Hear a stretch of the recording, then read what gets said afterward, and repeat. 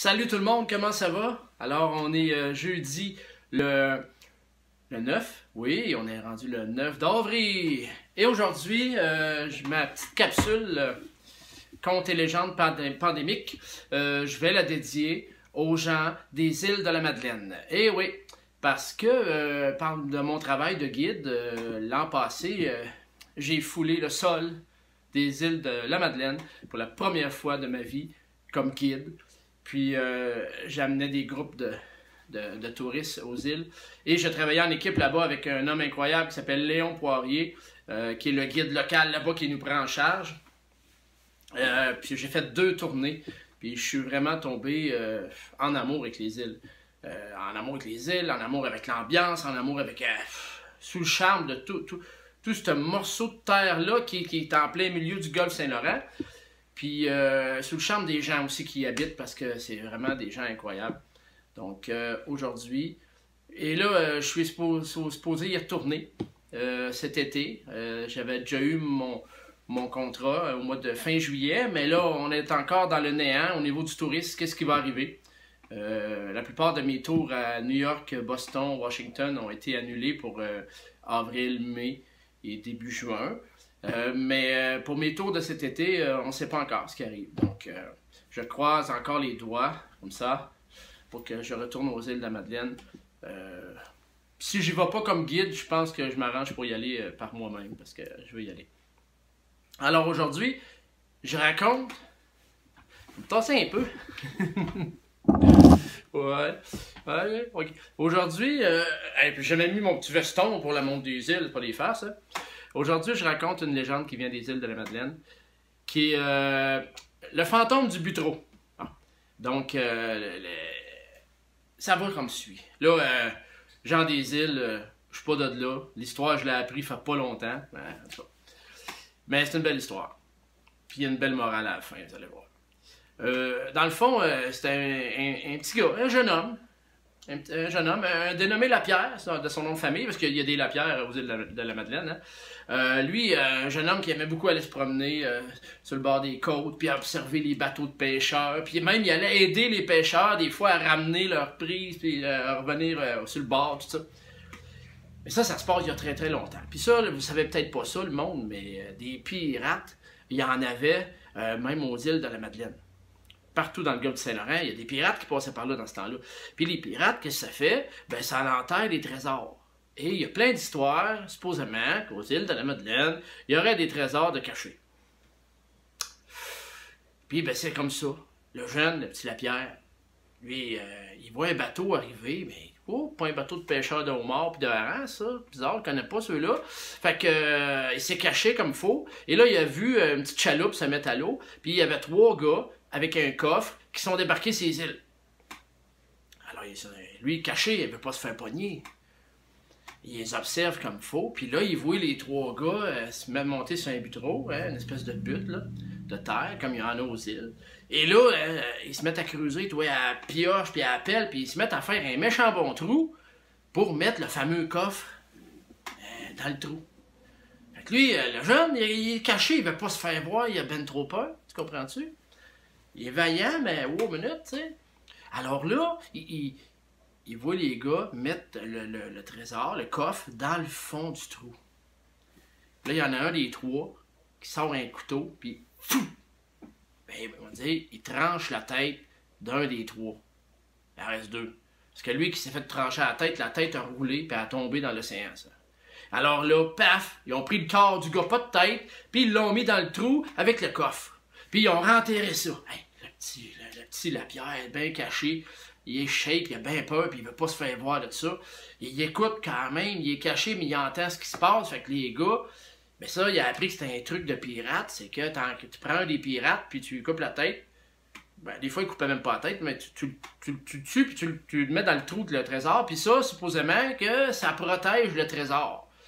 Parce que l'âme de ce gars-là, ben, va s'assurer pour protéger le trésor. Le diable s'en mêle, en tout cas.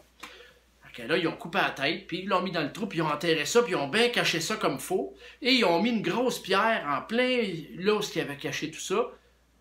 Paraissait pas, ils sont retournés dans leur bateau. Et le jeune, là, quand il a vu ça, il n'en revenait pas. Là, il est allé pour voir, mais écoute, il a essayé de tasser la pierre. Pas capable, pas capable. Mais là, il a suivi un peu les gars avant qu'ils reprennent leur chaloupe. Puis là, il s'est caché, puis il les a entendus parler. Et là, il y en a un qui ça l'inquiétait, un des pirates. Il dit: t'es sûr qu'on a bien fait ça? Il dit: inquiète-toi pas, il n'y a pas personne qui va aller trouver ça, ce trésor-là. Le trésor, il pourra sortir de là, hein, quand les poules puis les coqs pourront labourer puis harcer les terrains.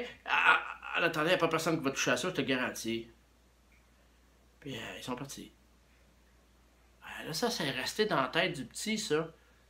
Le trésor pourra se déterrer quand les poules puis les coqs pourront labourer puis harcer un terrain. Ben oui, on veut juste ce faire-là. Mais ça y est resté dans la tête.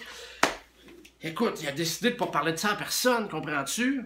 Ben, il essayait de temps en temps, il allait voir. Il essayait de soulever la pierre. Pas capable de soulever la pierre que les pirates avaient mis là, tu sais. Le temps passe, puis le temps passe. Puis lui, il se dit, à un moment donné, les pirates, ils ont mis une pierre, c'est pour se rappeler c'est où ils vont bien revenir. Mais là, commençait à se passer des affaires bizarres dans ce coin-là. On a commencé à voir un fantôme, pas de tête, qui errait dans ce coin-là. Puis là, ben, ça commençait à faire peur au monde, ça. Ce fantôme-là, pas de tête. Hey, le monde, il avait peur, ça sortait plus le soir, et ça s'éloignait, puis ça disait aux enfants, allez pas jouer là, sur le bord de ça, il y a un fantôme le soir, pas de tête, qui se promène, qui fait peur au monde. Ben, tu vois, les pirates avaient raison d'avoir enterré le cadavre du gars pas de tête. Ben, ça fait en sorte qu'il y ait un fantôme pas de tête qui protège l'endroit parce qu'ils ont caché le trésor.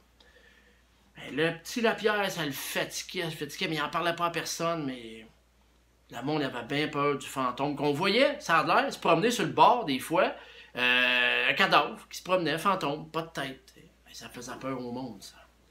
À un moment donné, le temps passe, puis le petit Lapierre est devenu plus grand, puis il en parle à son frère. Toute cette histoire-là, il dit: j'ai un plan. Ils ont été chercher une poule et un coq dans le poulailler. Bonne poule et un bon coq. Ils ont patenté une espèce de petite machinerie pour attacher, atteler après ça, une petite affaire pour labourer, puis une autre petite machinerie pour harcer, bien correct. Et ils avaient tout patenté ça pour une version miniature des appareils agricoles pour que ça soit tiré par la poule et le coq. Tu sais. Fait que là, ils sont allés, ils ont encore essayé d'enlever la pierre, mais pas capable. Pas capable pas en tout. Fait que toi, ils installent la poule puis le coq dans le terrain, puis là, ils les ont fait travailler. Ben, la poule puis le coq se sont mis à labourer, puis après ça, à harcer, puis tout le kit. Ben, tabarouette de Caroline. Ça avait fonctionné, parce qu'après que la poule puis le coq avaient fait leur job, le petit et son frère ont réussi facilement à enlever la pierre. Puis ils ont creusé. Là, le sol, il se creusait bien. Ils ont creusé comme de raison. Ils ont trouvé dans le fond du trou le coffre. Mais, curieusement, pas de cadavre. Ah, bizarre. Alors, ils se sont grouillés à ramasser le coffre et à enterrer ça. Et ils sont arrivés chez le père et la mère. Ils leur ont montré ça. Ils ont expliqué l'histoire. Ils ont ouvert le coffre. Il y avait là-dedans, écoute, des pièces d'or, des pièces d'argent. Un méchant trésor. Alors, qu'est-ce qu'ils ont fait avec ça? Ben, ils ont dit, la nuit, pas de conseil. On cache ça dans la maison pour pas se coucher. Le lendemain matin, quand ils se sont levés, la mère est allée sur la galerie. Et sa galerie, il y avait un cadavre, pas de tête, couché sur le banc sur la galerie. Puis il y avait une petite note à côté, et c'était écrit: ma mission est remplie, s'il vous plaît, veuillez m'enterrer au cimetière. Ben, c'est ce qu'ils ont fait. Ils ont enterré le cadavre pas de tête dans le cimetière avec les autres cadavres. Puis tout a arrêté. Sauf que là, ils se sont ramassés qu'un méchant beau problème. Il y avait un trésor, plein de pièces d'or, pièces d'argent, tout le kit. Mais ça, c'est pas pour dire que cette histoire-là, si je vous raconte ça, c'est aussi pour vous rappeler, puis je l'ai vu de mes yeux vus là-bas, je l'ai senti, puis je me suis fait conter des histoires incroyables aux îles. Le monde des îles, c'est généreux, puis ça s'entraide entre eux autres. Puis cette histoire-là, ben, ça le démontre, parce que la famille de Lapierre, ils n'ont pas gardé ça pour eux autres. Ils ont partagé ce trésor-là avec tout le monde de Havre-Maison, puis des petits villages aux côtés. Ils ont partagé, puis ça, c'est resté dans la communauté, cet argent-là. Ah, puis écoute, C'est ça qui démontre la générosité du monde des îles de la Madeleine. Parce que ça s'entraide, ce monde-là. Regarde pas l'argent pour eux autres, ça s'entraide.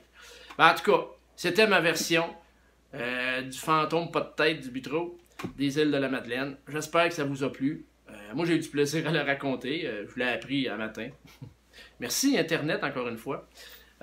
Donc, sur ce, Jean des îles de la Madeleine, j'ai bien hâte de vous revoir cet été.